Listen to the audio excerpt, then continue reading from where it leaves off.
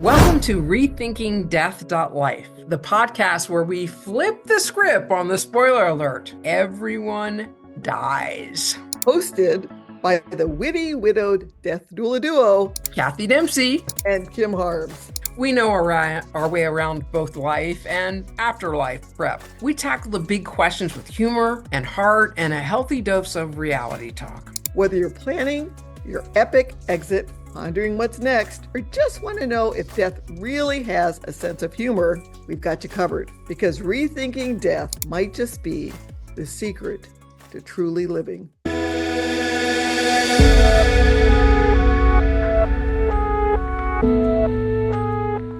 Welcome to another episode of Rethinking Death.Life. And today we have a special guest with us, Edie Remus.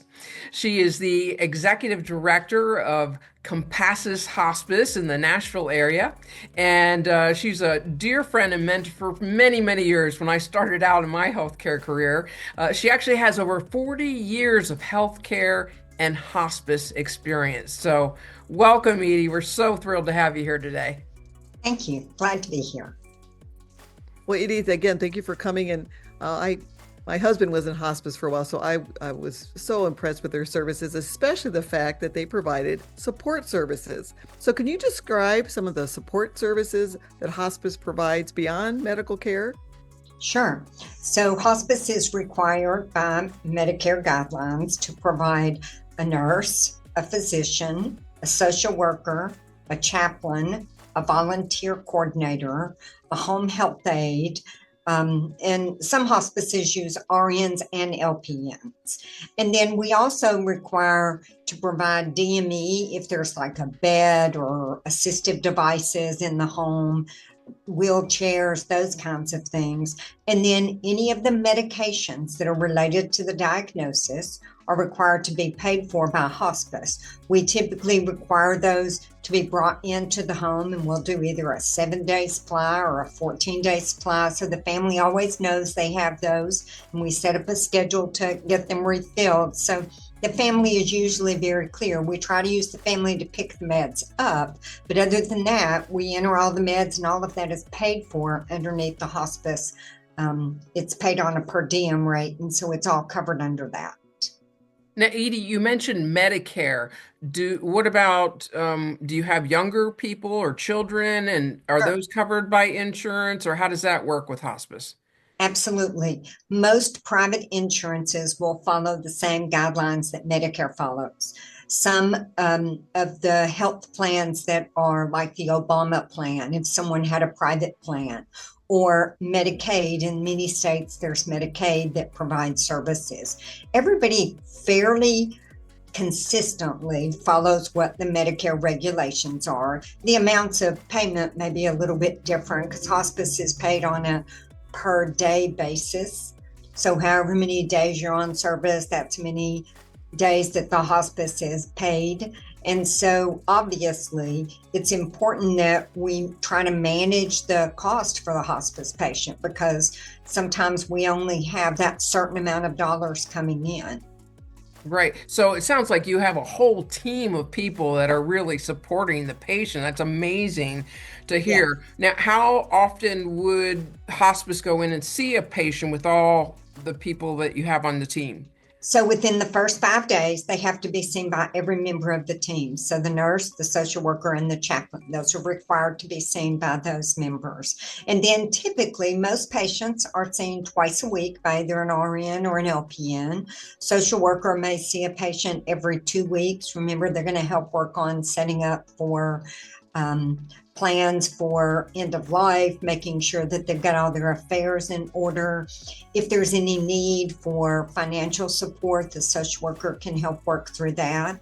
Chaplains typically are going to be maybe once a month, unless they need more support than that. Certainly if someone needs to be seen more often, they can be. The home health aide is probably the most important to a lot of families, because they provide the direct hands-on care, and they may come in 2 to 3 times a week, just depending on the needs of the patient. Got it. Wow. Wow. Sounds like an incredible team to support. And I don't think a lot of people realize how much support they get when hospice comes in. So what advice would you give to families who are hesitant to consider hospice for their loved one?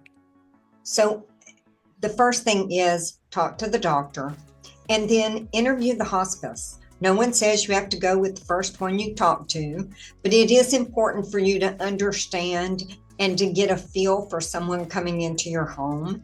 But what I will tell you is the number one comment we receive is, wow, I wish I'd have done this sooner. Oh, Because there's so much support. And if you do it so close to the end of life, then you miss out on that opportunity to have been comfortable longer. Because we know how to manage symptoms. That's our specialty. right. So we don't want anybody hurting. So if it's pain or if it's nausea, then let us get in there and help to manage that. And then you'll feel like doing things. You may feel like getting out and going places, or you may have an event you are really focused on getting to. And if we need to help you target to do that, let's do that. Right. So when you're in hospice and you're at home, you don't have to stay at home. If you're Nope. feeling, you can get out and do something. Yep. We have patients that travel. If they go out of state, we may set up for another hospice to be, available to them while they're out of state. Or if they're just going to go for a day trip, something like that, we're always going to be just right around the corner wherever Right, they need right. it. Well, I You know, know I that found you mentioned interviewing hospice. If you were getting ready to send to transfer into a hospice, what questions would you ask during the interview to find out what is the best fit?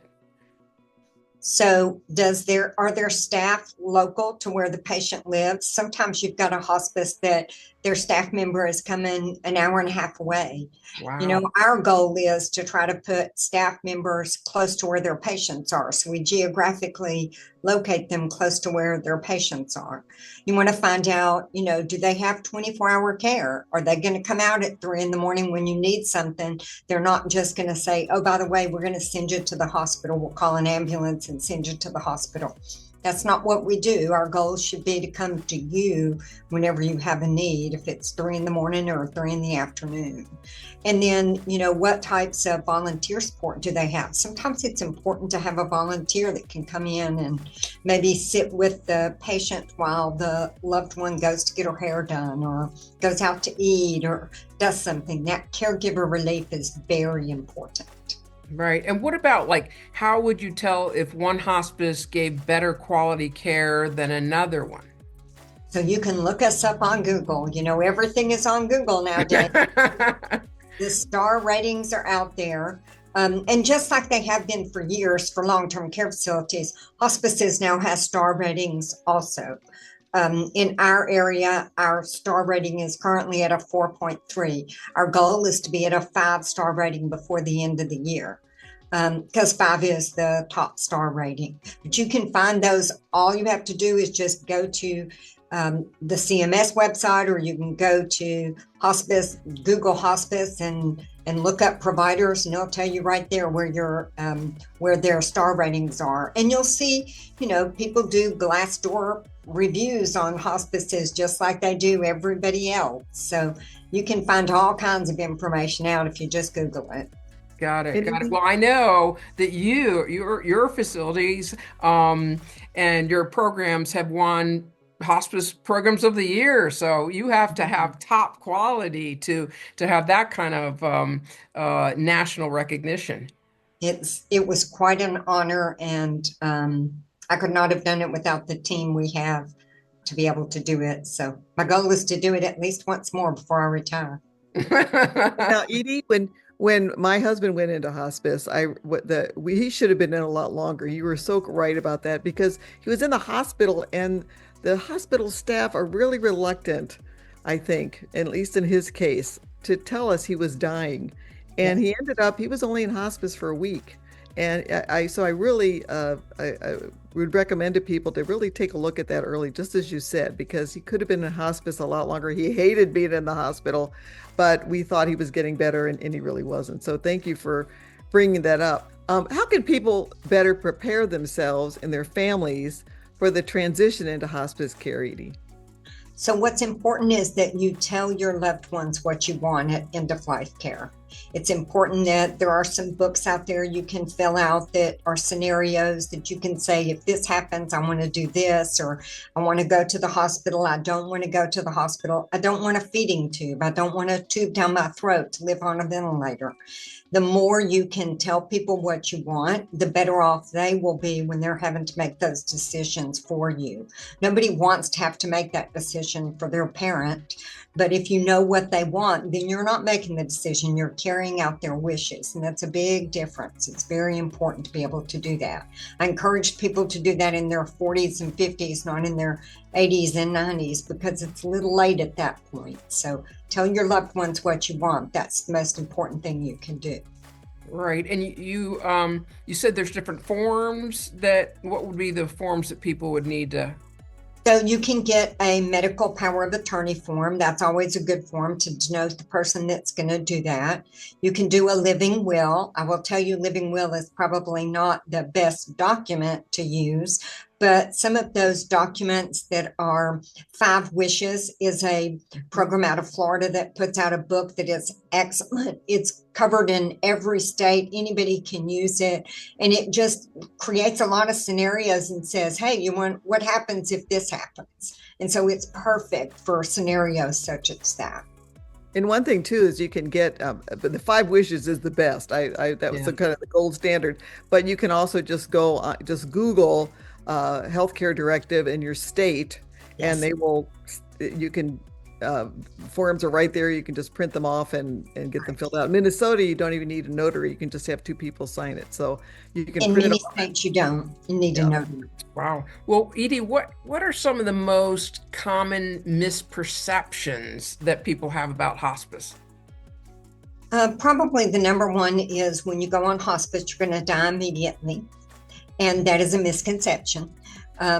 We have patients that stay on hospice and live longer because they're more comfortable and their symptoms are managed. Some people think that we're going to take away all their medicines when they go on hospice and we're not going to let them have any other treatments. That is not correct. A good hospice is going to allow you to determine what meds you want to continue to take and what meds you don't. There are some meds that we do encourage people to stop, like vitamins and things that are a little more just independent, but things that are managing symptoms, their insulin, their heart failure medicine, their medicine for blood pressure, those are all things you should continue to take. We're not going to stop those. So those were important. I know that when my husband went on a hospice, many of his sisters, he's a 12th of 14, so there were a lot of them. Oh. Were concerned. Wow. It was a bunch. Wonderful family, but they were concerned that we would stop his insulin, and he had had a liver transplant, so they were going to stop his anti-rejection, and we had to let them know, no, we're not going to stop those things. We're just going to treat him. We're going to continue those things, and he died very, very peacefully. It was a really beautiful death that he went through. So. Yeah. Well, Edie, I think this has been such an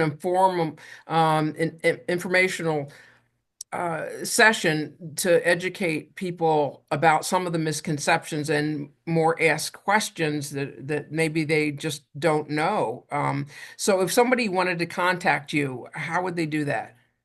They can do that at email address is edie.remus, RIMAS, at compassus.com, or you can call any of our offices, 931-380-4090.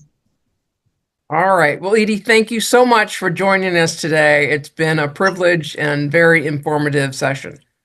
All right. Thanks for having me.